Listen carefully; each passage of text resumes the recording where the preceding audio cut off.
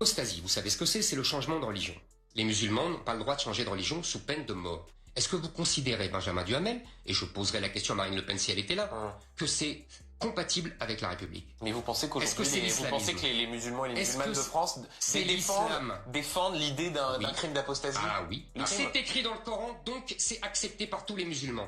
Et Benjamin Duhamel, faites votre boulot de journaliste. Demandez aux journalistes de BFM d'aller enquêter auprès des gens qui se convertissent au christianisme alors qu'ils sont musulmans. Et vous verrez leur sort. Faites votre boulot. Là, il y a un truc que j'ai pas compris, c'est comment les journalistes de BFM TV peuvent aller interviewer des gens qui sont morts. Pas possible. S'ils ont fait l'apostasie, ils sont morts, non? D'après ce qu'il dit, c'est écrit dans le Coran, on doit les tuer. Comment tu peux faire pour les interviewer? Là, jamais j'aurai la prétention de vous dire que je suis un connaisseur dans l'islam. Je ne suis pas les imams de TikTok qui sont là, tu dis, ils ont appris deux hadiths et 2 versets du Coran, ça y est. Ils sont là, ils font des prêches, ils te donnent des conseils. Non, faut laisser ça aux savants. Ça fait des années qu'ils étudient. Eux, tu vas voir leur chaîne, ils ont 17 000 vues. Et le TikToker qui te raconte de la merde, il fait des centaines de milliers de vues. Ça, c'est un autre sujet, la Horde. Donc, la Horde, vu que je ne suis pas un connaisseur, je suis allé demander à ChatGPT. Que pense le judaïsme de l'apostasie? Ensuite, j'ai demandé pour l'islam. Et je vais vous lire ça. Apostasie, le fait d'abandonner la foi juive ou de rejeter Dieu, ou encore de se tourner vers d'autres religions ou idolâtres. Dans la Torah Ancien Testament, certains cas très particuliers comme le culte d'idoles pouvant théoriquement mener à la peine de mort dans un contexte historique très spécifique. Théocratie antique, époque des juges ou du temple. Exemple, Deutéronome 13, 2.7-11. Punition sévère pour ceux qui incitent à l'idolâtrie. Mais attention, ces lois n'ont aucune application aujourd'hui, même dans les milieux religieux, ce sont des textes symboliques ou historiques, pas des lois en vigueur. On passe à l'islam. L'apostasie dans l'islam est-il puni de mort? Dans le Coran, pas de peine de mort explicite. Le Coran mentionne plusieurs fois le cas de ceux qui quittent l'islam, c'est-à-dire des apostats, mais ne prescrit jamais explicitement la peine de mort. Sourate 2, verset 217. Et ceux qui apostatent leur œuvre seront vaines ici-bas et dans l'au-delà. Sourate 4, verset 137, on parle de punition divine dans l'au-delà, pas terrestre. Le Coran parle de conséquences spirituelles, pas de sanctions terrestres claires. Là, comme je vous disais précédemment, je n'aurai jamais la prétention de vous dire que je connais l'islam. Donc, c'est pour ça que j'ai demandé à ChatGPT. Pour le judaïsme, que je connais encore moins, voilà ce qu'ils t'ont dit. Si maintenant quelqu'un me sort un verset du Coran où il y a écrit l'apostat mérite la peine de mort. Moi, c'est clair, hop, on n'en parle plus. Mais pour le moment, je ne l'ai pas vu. Donc, Éric Zemmour, je ne sais pas où il a lu. Parce que lui, attention, il a lu tout le Coran, il a lu tous les hadiths, il connaît tout. Il a le niveau d'un savant, lui. Attention, faut pas blaguer avec lui. Donc, Éric Zemmour, pour le moment, jusqu'à preuve du contraire, j'ai le regret de te dire que tu es un putain de mythomane. Alors, je sais pas si cette vidéo passera sur YouTube, mais si elle passe, vu les images, ils ont bien fait de les tabasser. Parce qu'on ne connaît pas le contexte. Peut-être que le type a mal parlé, juste avant il t'a fait un drame. Est-ce que ça justifie que le policier le baisse comme ça? Tu le vois, il le manipule très méchamment. Ou est-ce que c'était un simple contrôle? Ou peut-être qu'il a juste dit vive la Palestine. Je ne sais pas ce qui s'est passé. Mais moi, je regarde les images, je vois comment il le traite et je vois la réaction. Dites-moi ce que vous en pensez, la Horde. Regarde la Horde. Hein. Là, ils essayent de lui mettre les menottes. Je comprends pas pourquoi il lui baisse la tête comme ça méchamment. L'autre, il vient lui dire, oh, tranquille, gros. D'entrée, il envoie la droite. Ah, tu envoies les droites, tiens, les crics. Allez. Des KO, cadeau pour tout le monde. Tu vas faire la boxeuse? Tiens, prends-toi ça, toi aussi. Hop là. L'autre, t'as sorti le taser et tiens, je vais te taser la gueule, moi. Là, alors, dites-moi ce que vous en pensez, vous. Moi, personnellement, quand je vois que les images, je comprends pas pourquoi tu lui as pris la tête comme ça. Est-ce qu'il t'a insulté? Est-ce qu'il... Je sais pas. Mais moi, je réagis à ce que je vois. Tu n'as pas à lui baisser la tête comme ça. Ok, tu es les forces de l'ordre. Tu es là pour faire respecter la loi. Tu n'es pas là pour humilier les gens. Des fois, il y a des gens, l'humiliation, ça passe pas. Donc, tu commences à te prendre des KO à Valvolo. C'est ce qui s'est passé dans cette vidéo. Attention, la Horde, agresser des gardiens de la paix de la sorte, crois-moi qu'au commissariat, tu vas tout avoir sauf la paix. Ils vont très mal te traiter. La Horde passe à une vidéo de CNews. Tu te rappelles de lui? Cristiano Ronaldo nazi qui pue de la gueule. Écoute ce qu'il te raconte. Ça commence en fait à me fatiguer de voir des gens qui vont chaque été se scandaliser de voir des femmes en burkini comme ça sur les plages et qui dans... Là, je me suis dit, oh là, ah ça y est, c'est bon, il est devenu sympathique. Voilà, c'est vrai que pourquoi des gens vont se scandaliser devant des femmes en bikini à la plage? Regarde-moi la technique. en même temps veulent continuer à faire entrer des centaines de milliers d'immigrés étrangers en provenance des pays arabo-musulmans. C'est pas les mêmes, ça, hein, mais c'est pas la même chose. Non, mais oui, mais je parle de continuer. Il faut se battre sur les deux fronts. Non, mais moi, je vais vous dire quelque chose. Je pense que plus il y aura de femmes qui vont porter le burkini, plus on va se réveiller. La vérité, oui, ben je partage pas ton optimisme. Parce que moi, je commence à en avoir ras-le-bol, en fait. Parce qu'ils commencent justement à nous imposer ce genre de choses. Mais c'est ça la vérité. On vous impose La le vérité, c'est que moi, je veux bien qu'on commence à chaque fois nos... Voilà, même eux sur le plateau télé ils se foutent de sa gueule. Ils t'ont imposé le burkini? Arrête de dire de la merde. La horde, vous allez un peu à la mer? Oh, il n'y en a pas beaucoup des femmes en burkini. Ils sont tout un string. Et c'est nu, la plupart. Sur 10 femmes, tu vas avoir une en burkini, une en maillot de pièces, et le reste, c'est nu stringé. Le string, c'est de plus en plus violent. Oh, bientôt, on le voit plus. On ne met rien, je comprends pas pourquoi. Ils se font chier à mettre des strings, moi. Mais rien. Au moins, tu bronzes à tout. Là, t'es fait chier à mettre des ficelles. Ça sert à quoi? Pour un saucisson, tu me mets des ficelles? phrases et nos discours par... Ah non, mais de toute façon, les musulmans modérés, c'est la très très grande majorité, et les musulmans radicaux, c'est tout petit. Mais si c'était si petit que ça, pourquoi on en parle chaque été? Pourquoi... Donc, la femme qui veut se couvrir, qui veut aller prendre l'eau, mais elle veut pas montrer ses formes, sa peau, qui veut pas montrer, excusez-moi, hein, sa chatte, son cul et ses seins, elle, c'est une intégriste. Elle est radicale. Mais elle qui arrive le cul en l'air, elle est libre. Elle est libre, elle.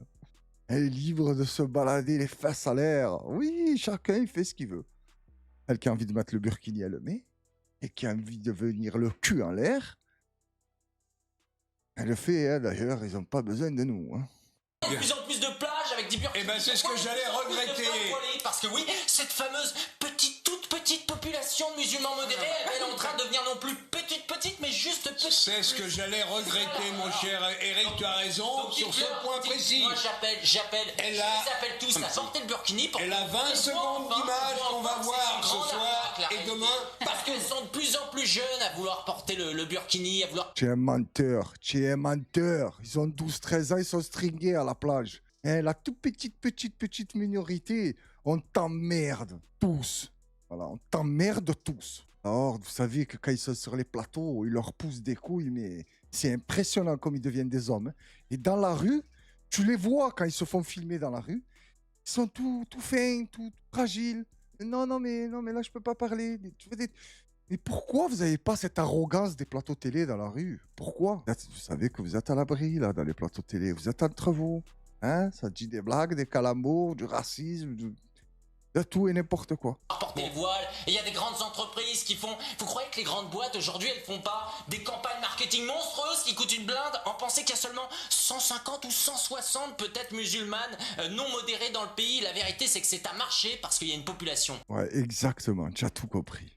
Il y a une population et il y a un marché. Et il y a les fatigués comme toi qui disent « Ah mais c'est de plus en plus jeune à vous... » Et il y a l'autre qui vend des burkinis dans toutes les marques. Lui, ça me bat les couilles de qui va à la plage et comment il va à la plage. Lui, il cherche à vendre. Plus il y en a, et plus il se gave. Et plus ça te fout la haine apparemment. Et si tu tombes un jour cette vidéo, crois-moi qu'on t'emmerde du plus profond de notre âme. Espèce de raseur de mur. Alors, de petites vidéos des hommes politiques, tout ça. J'espère que la musique, elle sera pas copyright. Voilà ce que je pense de la politique. Les bisous, les serrages de main, les je te prends dans mes bras. C'est comme ça que je vois tout le monde, à part quelques exceptions. Et on les connaît.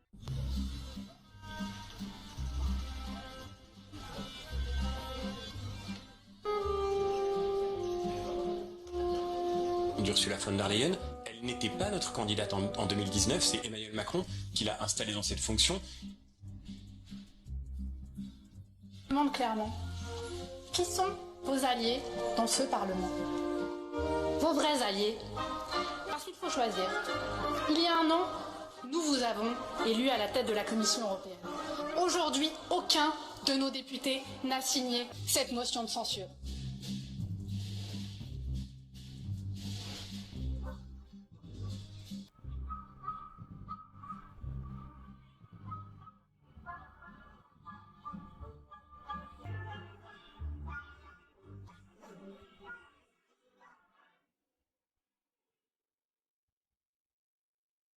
La horde, ça en devient magnifique.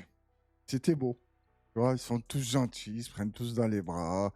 Bon, on va faire abstraction de ce qu'ils disent l'un de l'autre, parce que sinon on comprend plus rien. Mais sinon, si tu regardes que les images, c'est des bons gens. Ils s'aiment tous, ils se soutiennent tous, ils se gavent tous. Tout se passe bien.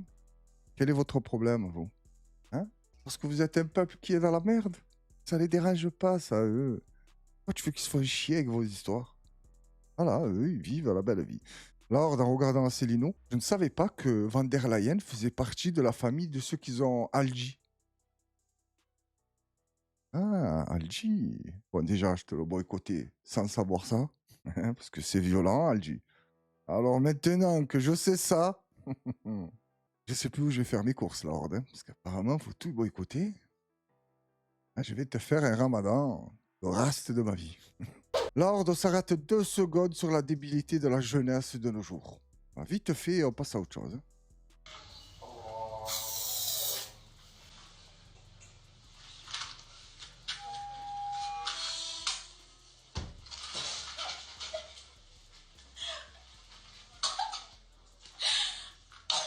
Ce qui me choque le plus, c'est qu'elle est choquée. Elle s'attendait à quoi? Et alors, je vous ai montré, voilà. On n'en parle plus. Lord, c'est la réponse la plus spectaculaire, la plus culottée, la plus osée, la plus folle que je n'ai jamais entendue de ma vie. Et la Horde, vous savez que j'en regarde des dingueries. Regarde la question. Regarde la réponse. Bien vu ces tunnels, il y a des journalistes qui sont allés dedans. En revanche, les journalistes qui sont allés dedans, on leur a parlé, nous disent que on voyait pas le tunnel ressortir dans l'hôpital. Et deuxième chose, ça ressemblait pas à un centre de commandement. Est-ce que vous êtes toujours persuadé que c'était un centre de commandement, ces tunnels? Là, j'étais obligé de couper. Êtes-vous prêts pour la réponse pour ceux qui l'ont pas vu? Ceux qui l'ont vu, ils savent à quoi s'attendre. Mais ceux qui ne l'ont pas vu, c'est impossible, tu trouves ce qu'il va dire. Impossible. Bon courage à vous, la Horde. Votre question nous dérange. Pourquoi? Parce que c'est inadmissible qu'une démocratie comme la vôtre pose une question à une autre démocratie. Cette remise en doute et cette remise en question est extrêmement étrange, voire nauséabonde. Comme on est entre démocraties, on se pose des questions de démocratie, ce qui me semble normal. On a besoin de savoir si effectivement le Hamas se servait de l'hôpital comme d'un bouclier humain. Donc c'est un travail normal de journaliste, je pense que vous êtes d'accord avec moi. Non, c'est un travail de quelqu'un qui essaye de détruire la parole de l'autre. C'est pas un travail de journaliste. Et de poser des questions sur même de savoir combien de morts, qui a tué, qui a tiré, où sont les tunnels, c'est quelque chose qui remet en doute, en question, l'État d'Israël. Quelle indignité. Alors, c'est pas impressionnant. Tu demandes rien, tu la fermes. Quand on te dit ils étaient là, ils étaient là. Quand on tue quelqu'un, commence pas à demander qui a tué qui.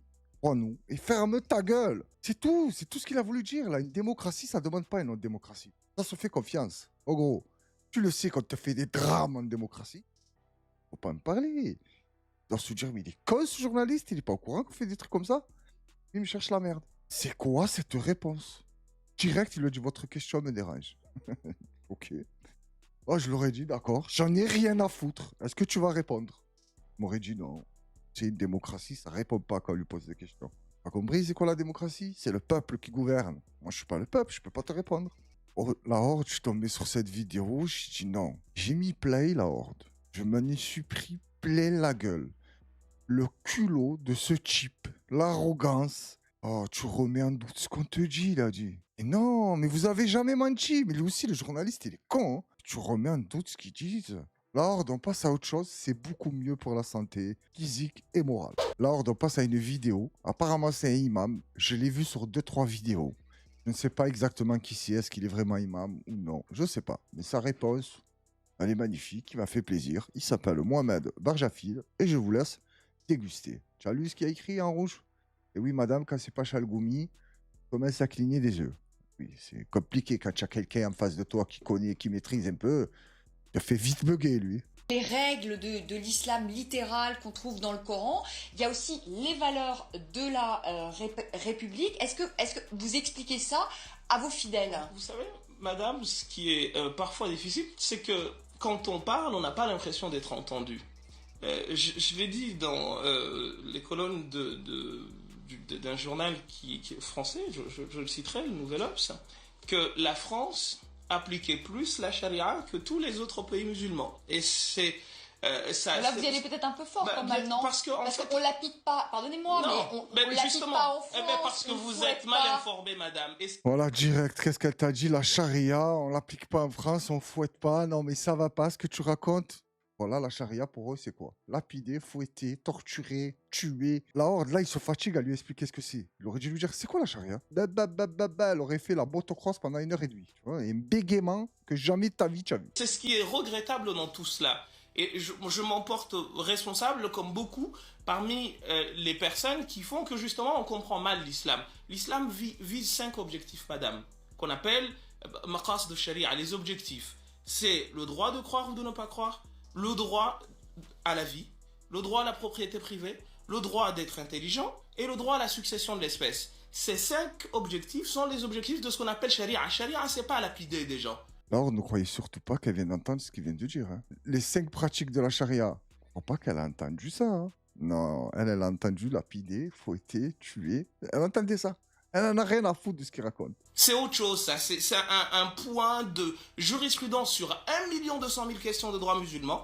Et on a voulu aujourd'hui, parce qu'il y a des actes barbares qui sont commis par des fous, qu'il faut appeler ainsi, réduire la charia à la lapidation, etc. Et sincèrement, je vous pose la question. Si c'est les 5 finalités de l'islam, dites-moi un pays qui se veut musulman, qui les respecte ou qui veut les atteindre autant que la France. Je vous dis, il n'y en a pas un seul. Sauf que, encore une fois, quand on parle, on dit les choses, des fois on a l'impression qu'on ne veut pas nous entendre. Et au fond, on ne veut entendre que ce dont on a envie. Mais vous voyez, vous me dites, vous y allez fort parce que vous dites que charia, c'est lapidé. Parce qu'encore une fois, les choses vous ont été mal présentées et malheureusement, vous n'avez pas été chercher l'information là où il faudrait. Chemsedina. Oh là, il m'a régalé, lui. Eh oui, non, mais mon ami, elle écoute Chalgoumi. Chalgoumi, quand il parle, il écoute très bien. Ils ne comprennent pas ce qu'il raconte parce que ce n'est pas possible, mais il écoute. Toi, là, tu as parlé dans un bon français, c'était clair, tu as bien expliqué. Elle ne peut pas comprendre. Tu as en face de toi des gens débiles. Bon, esprit de l'être. Je ne sais pas c'est quoi la mission, mais ils ne veulent pas comprendre. Voilà ce que c'est la charia. Ce n'est pas fouetter des gens, lapider des gens. Tu as dit ça, c'est une question sur 1 200 000. La horde, il y a des pays où il y a la peine de mort aussi. Hein. Et ce n'est pas plus mal. Hein. Mais eux, on leur dit pas, oh, vous faites la charia. La horde, on passe à une vidéo d'Emmanuel Bompard. Ah, je sais qu'il y en a qui l'aiment bien. Là, la horde, il a dit, ah, vous avez voulu ouvrir une commission d'enquête sur la LFI. Et ben voilà, elle s'est transformée en commission d'enquête sur tout le monde. Et on va voir qui a vraiment des liens avec les terroristes et je sais pas quoi. Écoute ça là. Commission d'enquête sur les liens entre la France insoumise et l'islamisme et l'anti-islamisme. Je crois que c'est une idée pathétique et ridicule de mon point de vue, mais je pense que ça risque d'être surtout un boomerang pour ceux qui l'ont engagé, puisque vous savez que c'est plus une commission d'enquête sur la France insoumise, puisque celle-ci a été retoquée, c'est une commission d'enquête générale sur les liens entre les formations politiques et des réseaux terroristes. Donc, puisque cette commission d'enquête va avoir le jour, j'espère qu'on pourra convoquer par exemple Monsieur Sarkozy, dont les liens avec la Libye sont assez avérés, y compris d'un point de vue judiciaire. J'espère peut-être qu'on pourra convoquer des dirigeants du Rassemblement National. Il semble que ça soit un ancien membre du Rassemblement National qui ait fourni les armes de l'attentat de l'Hypercacher, par exemple. Vous voyez, si on veut faire une commission d'enquête sur les liens entre les formations politiques et les réseaux terroristes, c'est pas à la France insoumise que ça va faire du mal, parce qu'à la France insoumise, il n'y a aucun lien avec des réseaux terroristes ou des réseaux islamistes ou je ne sais pas quoi. Mais c'est pas le cas de toutes les formations politiques. Merci. Donc je pense que c'est une idée ridicule, mais si elle voit le jour, je crains pour les autres que ça se retourne comme un boomerang. La horde, je l'ai assez répété dans mes vidéos, les commissions d'enquête, ça sert à rien. Et en France, la justice, c'est pas qu'elle sert à rien. Ça dépend pour qui. S'il y a un truc à respecter aux États-Unis, c'est bien ça. Leur justice, pour te mettre n'importe qui en prison. Parfois, c'est compliqué. Ils peuvent te foutre des présidents en prison, des superstars, des milliardaires, ils en ont rien à foutre. Ça, c'est pas mal aux États-Unis. Quand ça marche, hein, la horde. Parce que sinon, tu connais, la plupart du temps, ça se suicide ou ça les fait ressortir. Mais c'est possible. En France, regarde Nicolas Sarkozy, ce qu'il t'a fait. Il a mis un bracelet, il a gardé un peu. Il a dit non, il est trop vieux, il est pas bien, il faut lui enlever. Donc, leur commission d'enquête, j'ai bien aimé l'intervention de Bompard, mais leur commission d'enquête, elle sert à rien. Et on le sait tous, et même eux, ils le savent. Là, on passe à une vidéo vite fait des 300 Polonais. Ils sont 9, ils sont pas 300. Eux, ils se sont mis à la frontière, ils vont pas laisser passer Les migrants, j'espère qu'ils vont pas être, je sais pas combien les migrants, hein, parce que gros, ils vont vous manger tout cru, tout costaud comme tu es. Il suffit qu'il y en a 200-300, ça va mal se passer pour vous. Co tutaj robicie? Jak to co? Co wy nie wiecie, co się w naszym kraju dzieje? Bronimy polskich granic, żeby żaden brudas nam się na krzywy ryj nie wpierdolił. Do wszystkich opalonych pseudoinżynierów. Wchodzicie tutaj, do naszego kraju, na własną odpowiedzialność. Au! T'as entendu le AOU? C'est pour ça que je faisais référence aux 300. C'était 300, dans une grotte, bien caché. Les mecs, ils essayaient d'arriver, bon, ils rentraient pas. Va voir si c'est vrai ou pas cette histoire, j'en sais foutrement rien. Mais les gars, vous êtes 9. 9 costauds comme vous êtes, pas de souci. Vous m'avez l'air d'être bien viril, bien méchant. Et 9 contre 300, ça va être compliqué à gérer. Lors d'une vidéo qui m'a fait plaisir, c'est comme ça qu'il faut traiter les fans. C'est un bâtard, c'est pas bien ce qu'il a fait. Mais elle va être époustouflée quand elle va rentrer chez elle, elle va regarder la vidéo. À mon avis, il lui a dit, Don, je vais aller te filmer sur scène, t'inquiète. Regarde ce qu'il a fait. Lors avant d'envoyer la vidéo, juste un petit zoom là. Qu'est-ce que c'est ça? Rassurez-moi, ne me dites pas que c'est les bonbonnes pour faire les ballons.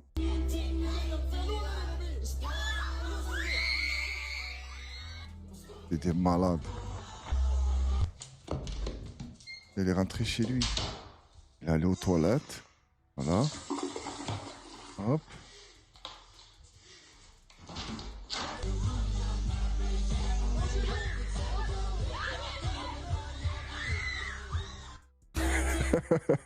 C'est un bâtard.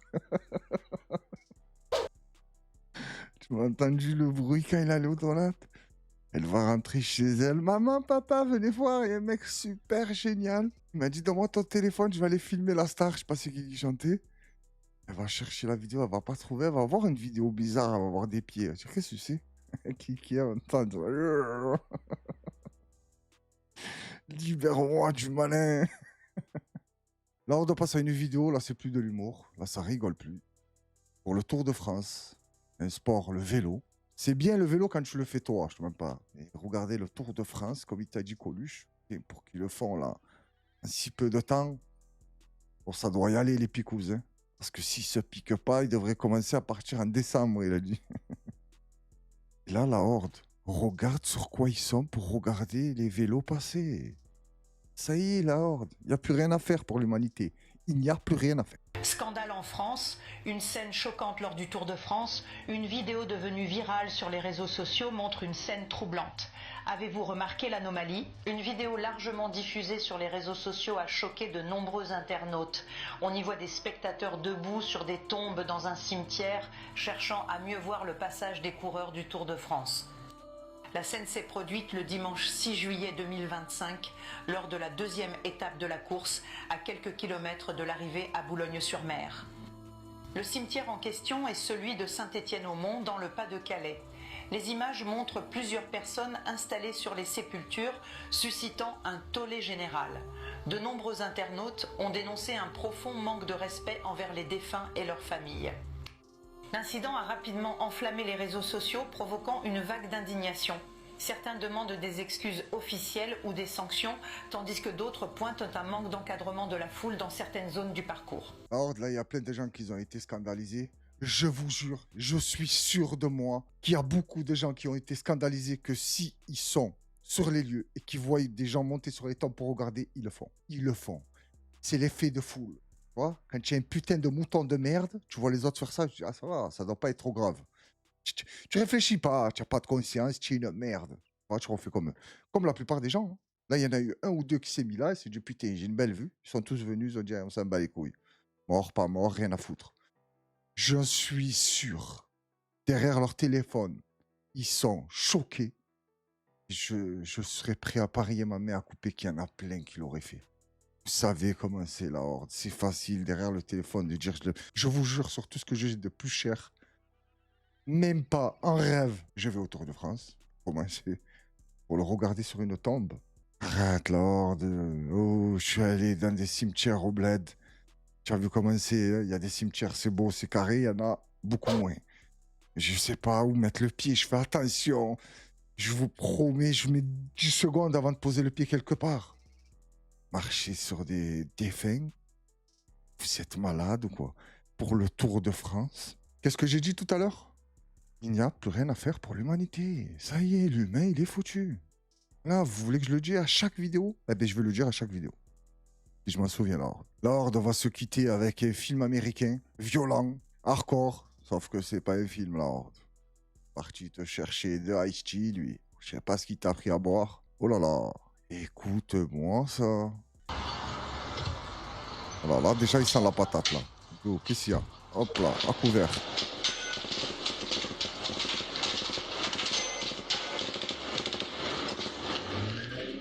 Il tire avec quoi, l'autre?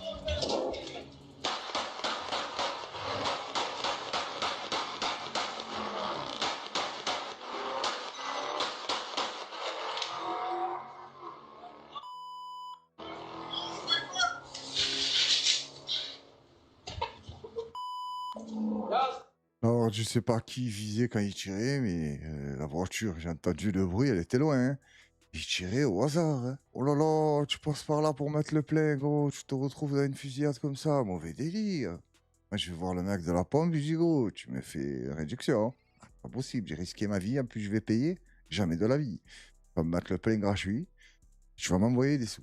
Sinon, gros, ça va péter entre toi et moi, la fusillade. La Horde, est-ce que tu m'as vu ça? Et ça y est, c'est plus qu'aux États-Unis, ça, la Horde. Hein. C'est fini, hein. Ça, c'est quand on était jeune. Tu vois, aux États-Unis, c'est chaud, ils se tirent dessus. Ça y est, c'est de partout. Les armes sont en vente libre. Et les esprits, ils sont libres aussi. Ça tire sur tout ce qui bouge. Ils en ont plus rien à foutre. Ça tue pour un regard, la Horde. Ça, tu me regardes. Et toi, pourquoi tu me regardes? C'est fini, il est mort. Ça m'est déjà arrivé, ça. Pas au point de sortir les armes. Et un mec s'arrête en voiture, sur la tête, je le vois, il me fixe. Je le fixe, il me dit, pourquoi tu me regardes? Je dis, comment tu sais que je te regarde? Il me dit, parce que je te regarde. Voilà. Tu sais pourquoi je te regarde. Il a rigolé. On a rigolé. Ouais, il s'est passé un truc. Il a vu que c'était pas normal ce qu'il me racontait. Il est parti, je suis parti. Mais des fois, ça finit pas aussi bien. Ça y est, la Horde, j'ai trouvé ma phrase. Ne jamais accorder de l'importance à quelqu'un qui cherche à être important. Jamais. Les gens qui ne cherchent pas à être importants, eux, ouais, je leur accorde de l'importance. Et ceux que tu vois, ils font les malins, ils veulent les projecteurs sur eux. Va te faire foutre. Faut les considérer comme des humains normaux, hein, même si on est tous des humains normaux. C'est pas ça que je veux vous dire. Vous m'avez compris, là. Celui qui cherche à être important, ne lui accordez aucune importance. Accorder de l'importance à des gens ne se sentent pas importants. Ça, c'est beau. Force à la Horde. Merci à toutes et à tous d'avoir suivi la vidéo. Et à très bientôt, les amis.